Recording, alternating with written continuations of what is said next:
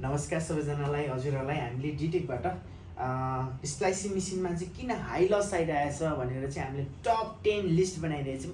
जुनै पनि ब्रान्ड होस् तपाईँहरूको किन हाई लस आइरहेछ भन्ने चिजहरू रहेको छ। क्वेसन चाहिँ नर्मली यिनीहरू चिज त थाहा छँदैछ तपाईँहरूलाई, क्लिनिङ गर्नै पर्छ भनेर त यो भन्नु परेन, र पनि एउटा लिस्टमा राखेको। तर यो सेकेन्ड पार्ट चाहिँ एकदम इम्पोर्टेन्ट छ, जहाँ चाहिँ स्प्लाइसिङ मेसिन तपाईँको एकदम राम्रो छ, तर फाइबर क्लिभर तपाईँले जुन चलाइराख्नु भएको छ त्यो खालको क्लिभर चाहिँ तपाईँले एकदम लो क्वालिटी खालको युज गरेको कारणले यसबाट आउने जुन चाहिँ क्लिनिङ कटिङ र एङ्गल आउँछ हाई भएको कारणले तपाईँहरूको हाई लस हुँदछ।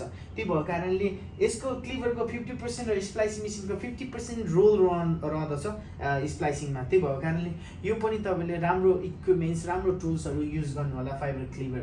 र सेकेन्डली अर्को चिज भनेको युजरहरूले गरिराख्ने भनेको चिजहरूभित्र गएर स्प्लाइसिङ मेसिनको एउटा कन्फिगुरेसन वा सेटिङ चाहिँ सिङ्गल मोडहरू हुनुपर्नेमा मल्टी मोड नन जिरो डिस्पर्सन फाइबरहरू यस्तो सेलेक्सनहरू गरेर स्प्लाइसिङ भएको कारणले, किनभने त्यसको भित्र प्यारामिटर र पावरहरू फरक हुन्छ। मल्टी मोडलाई जुन चाहिँ पावर दिने फरक हुन्छ भने सिङ्गल मोडलाई जुन चाहिँ पावर दिने इलेक्ट्रोडबाट फरक हुन्छ। त्यही भएको कारणले तपाईँहरूको हाई लस आउँदछ।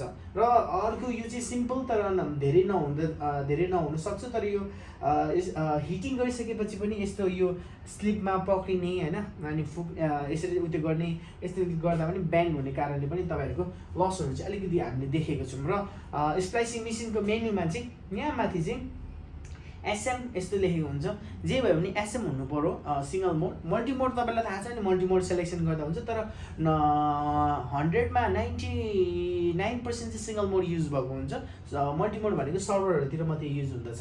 र अर्को चिज भनेको चाहिँ एकदम इम्पोर्टेन्ट चिज दिनुपर्ने भनेको चाहिँ यो एउटा ब्याट्री तपाईँहरूले जुन युज गर्नुहुन्छ, ब्याट्री चाहिँ बिलो 30% युज नगर्नु होला, किनभने यसबाट चाहिँ पावर दिँदछ इलेक्ट्रोडलाई, अनि इलेक्ट्रोडबाट चाहिँ पावर आर्क जेनेरेट हुँदछ। र युएसको 30% भन्दा तल गयो भने पावर नपुगेको कारणले स्प्लाइसिङहरूमा पनि अलिकति लसहरू डिफ्रेन्सहरू हुँदछ। त्यही भएको कारणले यो पनि तपाईँहरूले एकदम केयरफुली चलाउनु होला।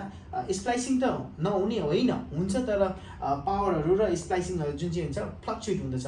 र सेकेन्डमा चाहिँ इलेक्ट्रोड, जहाँ चाहिँ तपाईँहरूले नर्मली सबै ठाउँतिर सर्भिसहरू गर्नु पठाइराख्नुहुन्छ, उहाँहरूले अलिकति आफ्नोमा जुन छ त्यही खालको युज गरिदिएको कारणले पनि ओरिजिनल नभएको कारणले गर्दा पनि तपाईँहरूको जुन चाहिँ एउटा यसको जुन चाहिँ साइजहरू हुन्छ नमिलेको कारणले त्यो गर्दाखेरि तपाईँहरूको हाई लस आउँदछ। र अर्को थर्ड भनेको चाहिँ यहाँनिर क्लिभरको एउटा ब्लेड पनि तपाईँहरूले अरू नै युज गरिदिनु भयो, जहाँ चाहिँ सस्तो खालको यो क्लिभर एकदम रोल राम्रो हुन्छ, तर सस्तो खालको युज गर्नु भने त्यो क्लिभिङ एङ्गल राम्रो आएन भने पनि तपाईँको हाई लस आउँदछ, जुनैसुकै ब्रान्ड होस् तपाईँकोमा। र कहिलेकाहीँ टु डर्टी भन्दा पनि स्प्लाइसिङ हान्दैकै हुन्छौँ, किनभने छिटो गर्नु परिरहेको छ। कहिलेकाहीँ फिल्डमा देखिँदैन रहेछ, घाममा हेर्दा पनि अलिकति गाह्रो हुँदैन रहेछ। त्यही भएको कारणले यस्तोहरू गर्दा पनि आर्कहरू भित्र पसेको कारणले आर्क आज राम्रोसँग नआएको कारणले पनि हाई लस आउँदछ। र कहिलेकाहीँ यो टु लङ यिनीहरू भनेको नर्मल खालकोहरू हो। र अर्को भनेको यिनीहरू भनेको एङ्गल क्लिभर त जुन चाहिँ 50% एउटा क्लिभरको रोल छ त्यसले पनि यहाँनिर यसरी हुन्छ, यो भित्र आर्क पस्दछ। त्यही भएको कारणले तपाईँको हाई लस आउँदछ। त्यही भएर क्लिभर पनि एकदम राम्रो खालको चाहिँ तपाईँहरूले युज गर्नु जरुरत चाहिँ छ भन्दछौँ हामी चाहिँ। र यो चिजहरू चाहिँ किन यसरी आउँदछ भने तपाईँहरूले नर्मली जताभावी त्यताभावी सर्भिसहरू पठाउँदाखेरि इलेक्ट्रोडहरू अलिक फरक हालिदिएको कारणले आर्कहरूको पावर हाई भएको कारणले पनि यस्तो गर्दछ। र ओरिजिनल भए तापनि यस्तो आयो भने चाहिँ आर्क क्यालिब्रेसन स्टेबलाइजरहरू नभएको कारणले गर्दाखेरि यो चाहिँ एउटा थिन बन्दछ। यसलाई चाहिँ हाई धेरै पावर भएको कारणले, यसलाई धेरै मेल्ट भएको कारणले हाई लस आउँदछ। र यसै गरी अरू यो पनि क्लिनिङ एङ्गलकै उत्यो पार्ट भयो। र कहिलेकाहीँ यस्तो चिजहरू भनेको चाहिँ पावर नपुगेको ब्याट्रीहरू अलिकति कमहरू छ भने पनि यस्तो खालको पावर नपुगेर यस्तो बिचमा दागहरू बस्ने गर्दछ, त्यसमा पनि अलिकति लस हुँदछ। हेर्दाखेरि चाहिँ यहाँ उयसमा चाहिँ देखिँदैन, यस्तो चिजहरू पनि हुँदछ। यो चाहिँ इलेक्ट्रोड र आर्क क्यालिब्रेसनहरूले गर्दाखेरि यस्तो हुन्छ, आर्क बोर्डहरू बिग्रिँदाखेरि हुन्छ, अनि यस्तो खालको पनि समस्याहरू आउँदछ। यो पनि हाई पावरले गर्दाखेरि भित्रको कोरलाई चाहिँ ड्यामेज गर्दछ।